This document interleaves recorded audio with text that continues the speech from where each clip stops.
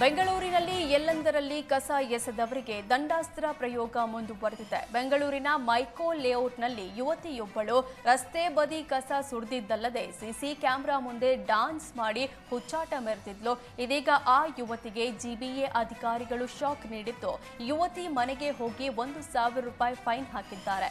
ಕಸದ ಸಮಸ್ಯೆಗೆ ಮುಕ್ತಿ ಹಾಡಲು ಜಿಬಿಎ ಜೊತೆ ಮೈಕೋ ಲೇಔಟ್ ನಿವಾಸಿಗಳು ಕೈ ಜೋಡಿಸಿದ್ದು, ಕಸ ಹಾಕ್ತಿದ್ದ ಪಾಯಿಂಟ್ನಲ್ಲಿ ಸಿಸಿ ಕ್ಯಾಮೆರಾ ಅಳವಡಿಸಿದ್ರು. ಆ ಮೂಲಕ ಕಸ ಹಾಕೋರನ್ನ ಪತ್ತೆ ಮಾಡುವ ಕೆಲಸಕ್ಕೆ ನಿರ್ಧರಿಸಲಾಗಿತ್ತು. ಕ್ಯಾಮೆರಾ ಕಂಡು ಕಸ ಹಾಕುವ ಚಾಳಿಯನ್ನ ಕೆಲವರು ಮುಂದುವರೆಸಿದ್ದು, ಯುವತಿಯೊಬ್ಬಳು ಇಲ್ಲಿ ಕಸ ತಂದು ಸುರಿದಿದ್ದಲ್ಲದೆ ಕ್ಯಾಮೆರಾ ಕಂಡು ಡಾನ್ಸ್ ಮಾಡಿ ದಂಡ ಕಟ್ಟಿದ್ದಾಳೆ. ಟನಲ್ ರಸ್ತೆ ವಿರೋಧಿಸುತ್ತಿರುವ ಬಿಜೆಪಿ ನಾಯಕರಿಗೆ ಡಿಸಿಎಂ ಡಿಕೆ ಶಿವಕುಮಾರ್ ಟಾಂಗ್ ಕೊಟ್ಟಿದ್ದಾರೆ. ಬಿಜೆಪಿ ಅವರು ಟೀಕೆ ಬಿಟ್ಟು ಸಲಹೆ ನೀಡಲಿ. ಟನಲ್ ಯೋಜನೆ ನಗರದ ಭವಿಷ್ಯಕ್ಕಾಗಿ ರೂಪಿಸಿರುವ ಯೋಜನೆ. ಟ್ರಾಫಿಕ್ ಸಮಸ್ಯೆ ಪರಿಹರಿಸಲು ಟನಲ್ ರಸ್ತೆ ನಿರ್ಮಾಣಕ್ಕೆ ಸರ್ಕಾರ ಮುಂದಾಗಿದೆ. ಇದು ನನ್ನ ಆಸ್ತಿ ಅಲ್ಲ, ಸಾರ್ವಜನಿಕರಿಗೆ ಮಾಡುತ್ತಿರುವ ಯೋಜನೆ. ನನಗೆ ಬಿಜೆಪಿಯವರು ಪರಿಹಾರ ಮಾತ್ರ ತಿಳಿಸಲಿ. ಯೋಜನೆ ವಿರೋಧಿಸಿ ಸಹಿ ಅಭಿಯಾನ ಮಾಡುತ್ತಿದ್ದಾರೆ. ನನಗೂ ಸಹಿ ಅಭಿಯಾನ ಮಾಡಲು ಬರುತ್ತೆ. ಅವರಿಗಿಂತ ಹೆಚ್ಚು ಸಂಘಟನೆ ಮಾಡೋನು ನಾನು ಅಂತ ತಿರುಗೇಟು ಕೊಟ್ಟರು. ಫೋಟೋಗ್ರಾಫರ್ ಒಬ್ಬರು ಹೋಟೆಲ್ಗೆ ಊಟ ಮಾಡಲು ತೆರಳಿದಾಗ ಖದೀಮ ಕ್ಯಾಮೆರಾ ಇದ್ದ ಬ್ಯಾಗ್ ಕದ್ದು ಪರಾರಿಯಾಗಿದ್ದಾರೆ. ನೆಲಮಂಗಲ ಬಳಿಯ ಡಾಬಾಸ್ಪೇಟೆಯ ಸೋಮೇಶ್ವರ ಇಡ್ಲಿ ಹೋಟೆಲ್ ಸೆಂಟರ್ನಲ್ಲಿ ಈ ಘಟನೆ ನಡೆದಿದೆ. ವೇದಮೂರ್ತಿ ಎಂಬವರ ಕ್ಯಾಮೆರಾ ಕಳ್ಳತನವಾಗಿದ್ದು, ಖದೀಮನ ಕೈಚಳಕ ಸಿಸಿ ಕ್ಯಾಮೆರಾದಲ್ಲಿ ಸೆರೆಯಾಗಿದೆ. ಈ ಸಂಬಂಧ ಡಾಬಾಸ್ಪೇಟೆ ಪೊಲೀಸ್ ಠಾಣೆಯಲ್ಲಿ ಪ್ರಕರಣ ದಾಖಲಾಗಿದೆ.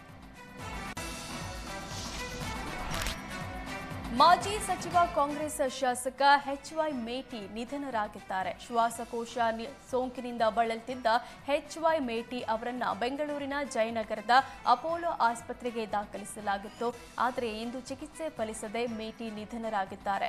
5 ಬಾರಿ ಶಾಸಕರಾಗಿ 2 ಬಾರಿ ಸಚಿವರಾಗಿದ್ದ ಎಚ್.ವೈ. ಮೇಟಿ ಸಿಎಂ ಸಿದ್ದರಾಮಯ್ಯರ ಆಪ್ತ ಬಳಗದಲ್ಲಿ ಗುರುತಿಸಿಕೊಂಡಿದ್ರು. ಇನ್ನು ಮೇಟಿ ಅಗಲಿಕೆಗೆ CM Siddaramaiah, DCM DK Shivakumar ಸೇರಿ ಗಣ್ಯರು ಸಂತಾಪ ಸೂಚಿಸಿದ್ದಾರೆ. ಎಚ್.ವೈ. ಮೇಟಿಯವರು ನನಗೆ ಭಾಳ ಲಾಯಲ್ ಆಗಿದ್ದಂಥ ಒಬ್ಬ ರಾಜಕಾರಣಿ. ನನಗಿಂತ 1 ವರ್ಷ ದೊಡ್ಡವರು. ಈಗ 80 ವರ್ಷ ಆಗಿದೆ ಅವರಿಗೆ. ನನಗೆ 79 ನಡೀತಾ ಇದೆ. ಬಟ್ ಅವ್ರಿಗೆ ಒಂದು ಸಾರಿ 85ರಲ್ಲಿ ಪ್ರಯತ್ನ ಮಾಡಿದ್ದೆ ಟಿಕೆಟ್ ಕೊಡ್ಸೋಕ್ಕೆ. ಅವ್ರಿಗೆ ಆಗ ಸಿಕ್ಕಲಿಲ್ಲ. 89ರಲ್ಲಿ ಸಿಕ್ಕಿತ್ತು. ಆಮೇಲೆ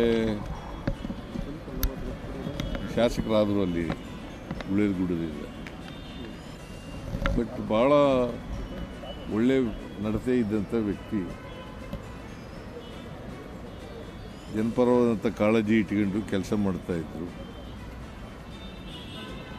ನಾನು ಮಂತ್ರಿ ಮಾಡದೆ ಹೋಗಲಿ, ಅವರು ಭಾಳ ನಿಷ್ಠೆಯಿಂದ ಪಕ್ಷಕ್ಕೆ ದುಡಿತಕ್ಕಂಥ ಕೆಲಸ.